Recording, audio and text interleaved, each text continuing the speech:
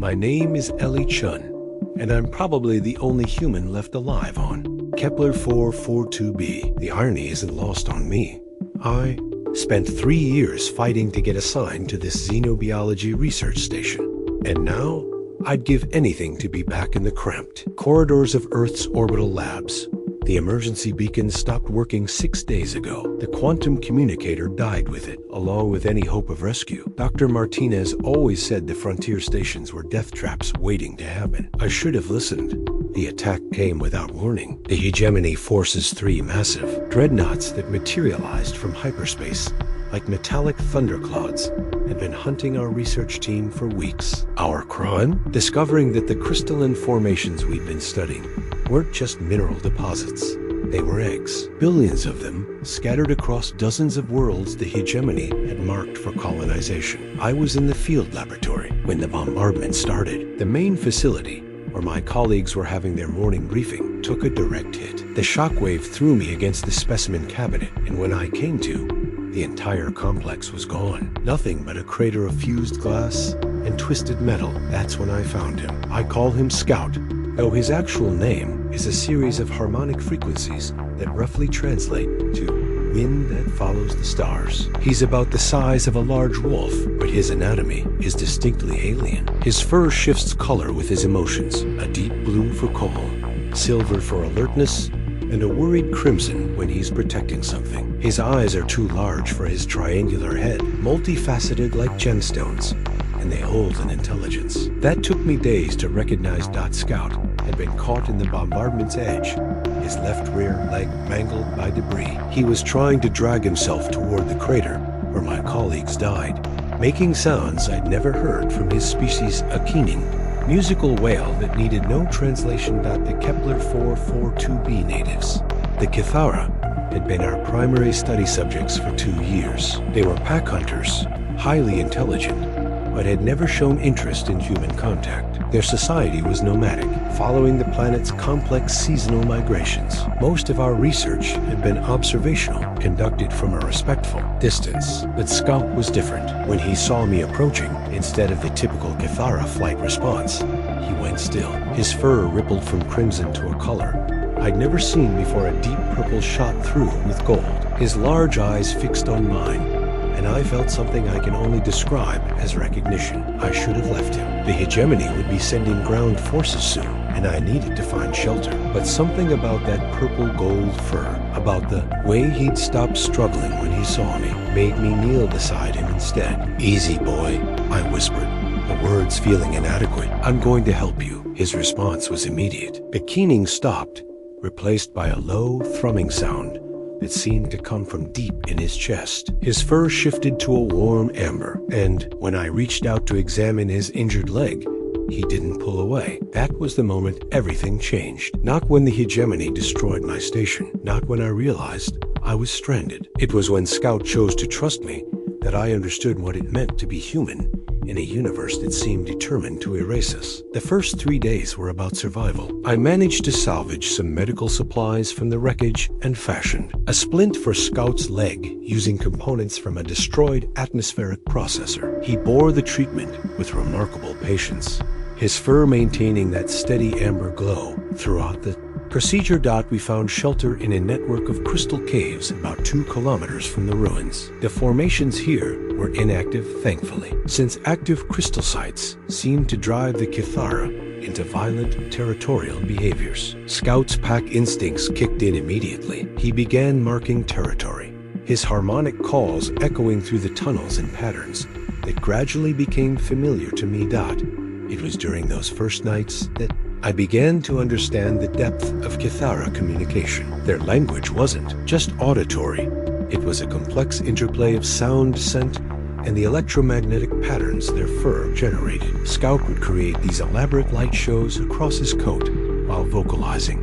And slowly, I started to recognize basic concepts. Hunger was a pulsing red wave that traveled from his stomach outward. Contentment was the warm amber I'd first seen, but with subtle variations that indicated different types of satisfaction. Pain was sharp spikes of white light, but when I helped him with his injury, those spikes would fade to a gentle blue-green. That I learned meant gratitude. The breakthrough came on the 4th day. I was trying to explain that I needed to leave the cave to forage for food, pointing toward the entrance and making eating motions. Scout watched me with growing agitation, his fur cycling through worried crimsons and protective silvers. Then he did something extraordinary. He began to recreate the light pattern he'd shown when I first helped him, that purple gold recognition response. But this time, he added layers. The gold spread outward in pulses, while the purple shifted to encompass new hues. It was beautiful, complex, and completely beyond my understanding, until I realized he was trying to map the cave system for me. The gold pulses corresponded to safe passages, while the purple shifts indicated areas where he detected threats or hazards. He was teaching me the layout of our temporary home, sharing knowledge that his species had evolved to process instinctively. I spent the next hour drawing diagrams in the cave floor, pointing to different areas and watching his fur response. By the end of our session, I had a rudimentary map of the entire crystal network, complete with water sources, potential food locations, and danger zones. "You're brilliant," I told him, and his response was immediate, a cascade of warm gold. That seemed to flow across his entire body before settling into that familiar amber of contentment. But it was more than intelligence. Scout had made a choice that went against every instinct his species had evolved. Kithara were pack animals, but they were also fiercely territorial about their knowledge, sharing survival information with an outsider, especially a member of Father. Another species was unprecedented. That night, as we shared the meager rations I'd managed to salvage, I found myself talking to him about Earth, about the orbital laboratories where I'd spent my childhood, about the dreams that had driven me to xenobiology, about the colleagues who'd become family during our time on Kepler-442b. Scout listened with an attention that went beyond mere animal curiosity. His fur would shift in response to the emotional content of my words, somber blues when I talked about loss, bright curious yellows when I described Earth's biodiversity, and that distinctive purple gold when I mentioned my research dot. It was then that I realized what that color combination meant. It wasn't just recognition, it was empathy. Scout understood that I was grieving, that I was alone, that I was trying to make sense of a universe that had suddenly become hostile, and he was choosing to stay with me anyway. The Hegemony ground forces arrived on day 7. I spotted their dropships through the cave entrance, sleek, predatory vessels that moved with mechanical precision across the landscape. Scout's reaction was immediate and violent. His fur exploded into patterns of aggressive red and white, and he began vocalizing in frequencies that made my teeth ache. "She," I whispered, placing my hand on his flank. "We need to be quiet." He understood immediately, his fur shifting to muted grays and blacks, but I could feel the tension in his muscles, the way his body remained coiled for action. The Hegemony had destroyed his world just as thoroughly as they'd destroyed mine. We watched from our hiding spot as the soldiers established a perimeter around the research station ruins. They were Zelrani, the Hegemony's shock troops, bred for aggression and absolute loyalty to their corporate masters. Their powered armor gleamed like oil in the alien sunlight, and their weapons could level a building with a single discharge. What chilled me most was their efficiency. They weren't here to investigate or salvage. They were here to eliminate evidence. Within hours, they had erased every trace of our research, dissolving the wreckage with molecular disruptors and sterilizing the surrounding area. Scout's distress was palpable. His fur had settled into a pattern I'd never seen before, deep black shot through with veins of silver, like fractured metal. When I touched him, I could feel him trembling. "They're destroying everything," I murmured, more to myself than to him. His response surprised me. Instead of the anger or fear I expected, Scout's fur began to cycle through a complex pattern of colors. It took me several minutes to understand what he was trying to communicate, but when I did, it changed everything. He was showing me the location of the crystal eggs, not just the few clusters our research team had discovered, but dozens of sites scattered across the continent. The Kithara had been the guardians of these nurseries for generations, protecting them from the harsh seasonal changes that swept across Kepler 442b, Scout's pack. His entire species had been the silent custodians of a form of life that predated both human and hegemony. Expansion into this sector. The hegemony's colonization plans weren't just about resources or territory. They were about eliminating the only species that knew where the eggs were hidden, the only witnesses to their existence. Scout's family hadn't died in random violence. They'd been systematically exterminated. I found myself crying for the first time since the attack, not just for my colleagues, but for Scout's losses, for the magnitude of what we were facing. The hegemony wasn't just conquering worlds, they were erasing entire evolutionary lineages to make room for their expansion. Scout responded to my tears with something I'd never seen from his species. He pressed his body against mine, his fur shifting to the warmest amber I'd ever witnessed. The physical contact was electric, not just because of the electromagnetic fields his coat generated, but because of the emotional connection it represented. Kithara didn't engage in physical comfort behaviors with outsiders. Pack members might huddle together for warmth or protection, but intimate contact was reserved for mates and offspring. By offering comfort to a human, Scout was extending his concept of family beyond the biological boundaries his species had evolved to respect. It was a profoundly human gesture, made by a decidedly non-human intelligence. That night, as we planned our next move, I realized we weren't just survivors anymore. We were witnesses, the last two beings in the universe who understood what the hegemony had really destroyed here. The question was, what were we going to do about it? The answer came 3 days later, when Scout's behavior changed dramatically. He'd been growing increasingly agitated, his fur cycling through worried patterns whenever we discussed leaving the cave system. I assumed it was anxiety about the hegemony patrols, but I was wrong. He was dying. The injury to his leg had been more severe than I realized. What I'd taken for a simple fracture was actually a compound break that had damaged his circulatory system. The Kithara healing process was fundamentally different from human physiology, and my medical supplies were proving inadequate. Scout was suffering from what I can only describe as a slow-motion hemorrhage. His body was shutting down system by system, and there was nothing I could do to stop it. The worst part was that he knew. His species had evolved to recognize the signs of terminal injury, probably as a survival mechanism to prevent pack members from wasting resources on hopeless cases. Scout was preparing to die, and he was trying to do it in a way that wouldn't endanger me. He began leaving the cave during the day, ostensibly to forage for food, but actually to find a place where he could die alone. The Kithara tradition was for the terminally ill to separate from their pack, preventing the spread of disease or injury that might compromise the group's survival. I found him on the morning of the 4th day, collapsed beside a stream about half a kilometer from our shelter. His fur had faded to a dull gray,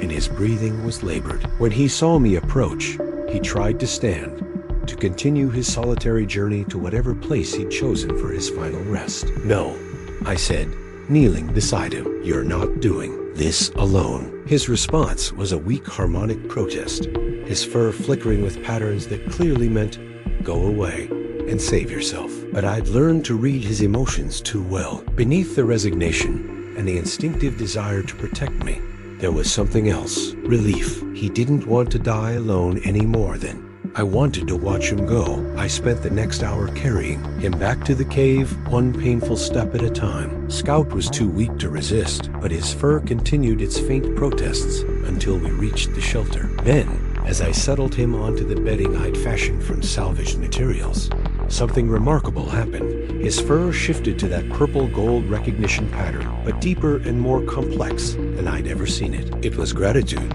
but also something more profound. It was acknowledgement of the choice I'd made, the human insistence on staying with him despite the practical risks. "You'd do the same for me," I told him, and his response was immediate. The purple gold deepened, and for a moment, I swear I could feel what he was feeling. The warmth of pack loyalty extended beyond species boundaries, the comfort of not facing death alone.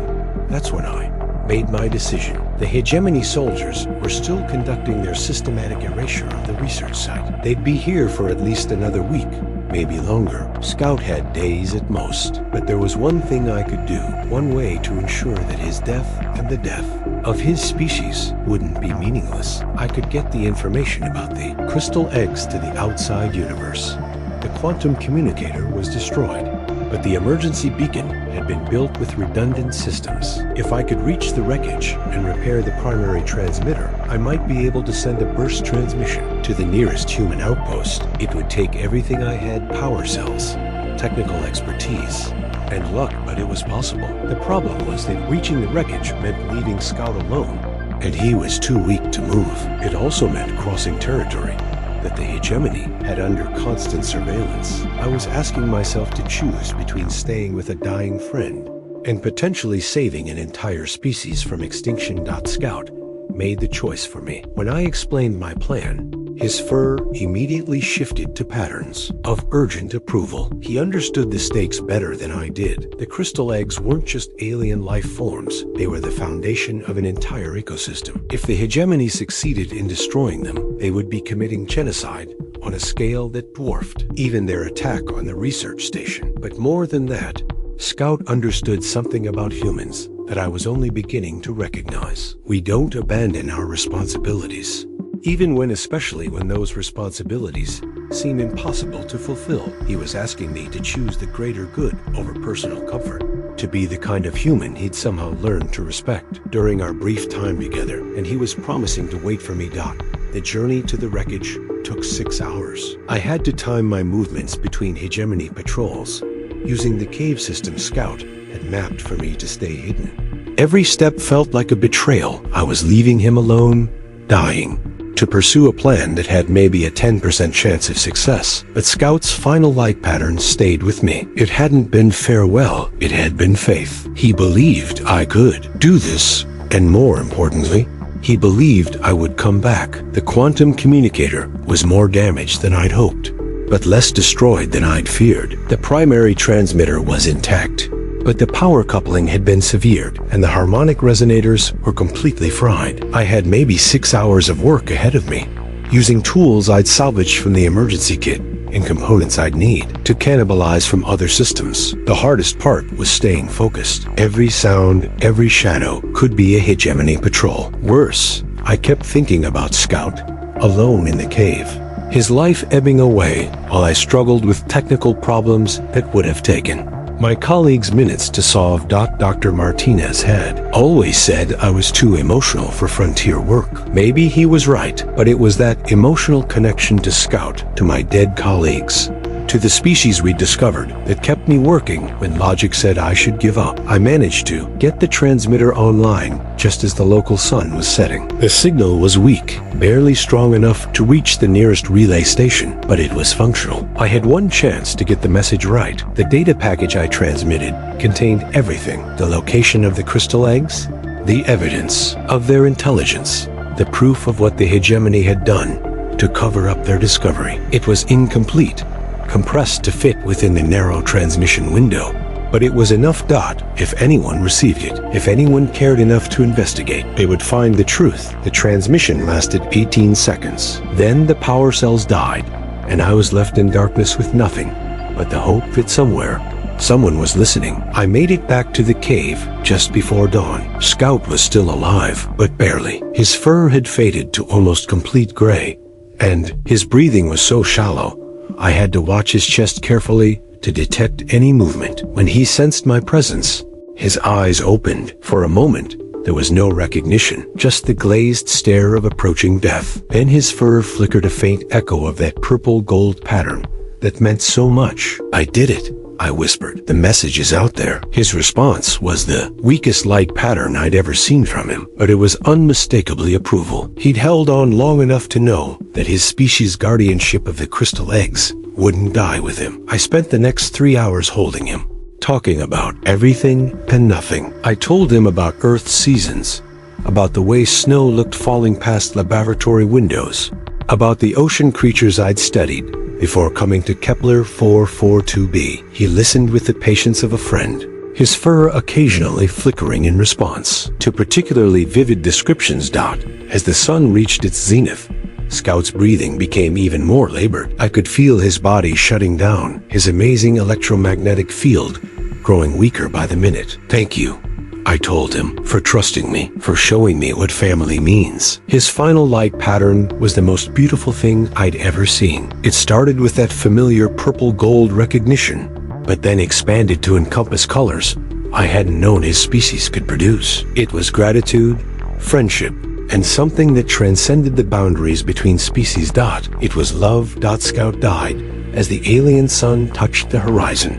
His body finally still, his fur fading to a peaceful silver that seemed to glow with its own inner light. I buried him on a hill overlooking the crystal caves, marking the grave with stones arranged in patterns that mimicked the light shows he'd created. It seemed fitting, a human ritual modified to honor an alien friend. That night, alone in the cave we'd shared, I received an answer to my transmission. The message was brief, coded but unmistakable. Package received. Investigation authorized. Extraction en route. Help was coming. The truth about the crystal eggs, about what the Hegemony had done, would not die with us.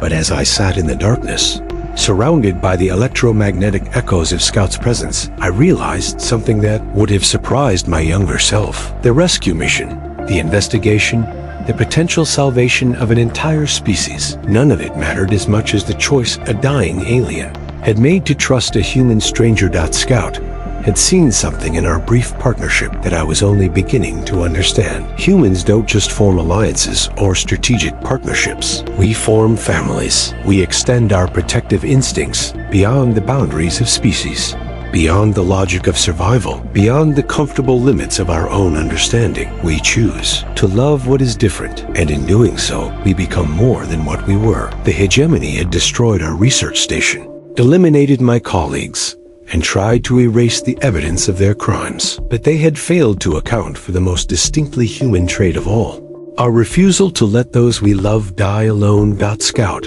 had taught me that love isn't just an emotion, it's a choice we make, again and again, in the face of an indifferent universe. And sometimes, if we're very lucky, that choice is made in return. 3 days later, when the rescue ships arrived, they found me healthy, sane, and in possession of the most comprehensive xenobiological data ever collected on Kepler 442b. Crystal eggs were protected, the Hegemony's crimes exposed, and an entire species saved from extinction. But the real victory had already been won in a small cave, between two unlikely friends who had chosen to see past the differences between their species and recognize the similarities in their hearts. In the end, that's what it means to be human. Not our technology, not our intelligence, not our ability to survive in hostile environments. It's our capacity to extend our definition of family to include anyone, anything that chooses to trust us with their vulnerability. Scout understood that better than I did. He just didn't live long enough to see how right he was. The universe is vast, hostile, and largely indifferent to our existence. But it's also full of opportunities for connection, for understanding, for the kind of love that transcends the boundaries between species. We just have to be brave enough to choose it. Humanity. Fuck yeah.